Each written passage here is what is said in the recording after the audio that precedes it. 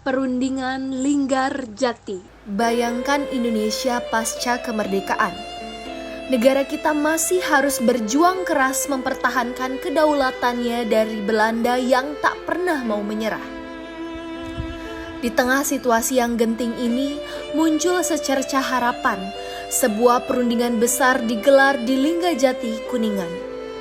Perundingan Linggarjati, begitulah kita menyebutnya, menjadi salah satu babak penting dalam sejarah perjuangan kemerdekaan Indonesia.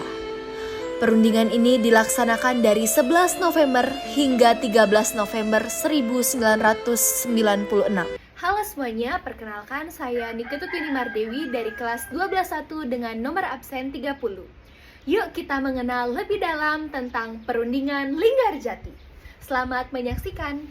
Perundingan Linggarjati adalah perundingan yang dilakukan oleh pihak Indonesia dengan pihak Belanda, di mana Sultan Syahrir sebagai pemimpin delegasi dari pihak Indonesia dan Wim Schermerhorn dari pihak Belanda.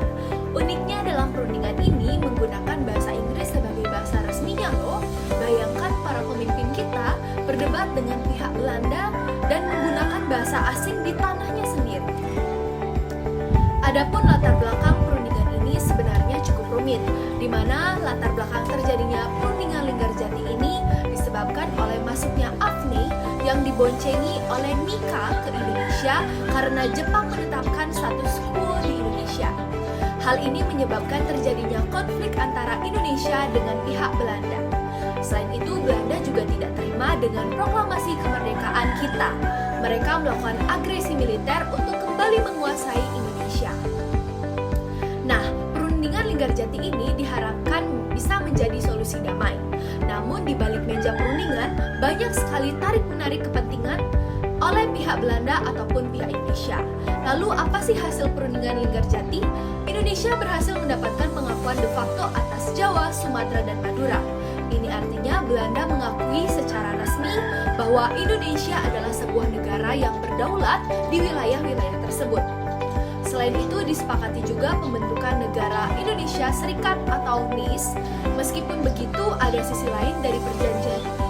Belanda masih mempunyai pengaruh yang cukup besar di NIS dan beberapa wilayah Indonesia masih berada di luar kendali kita.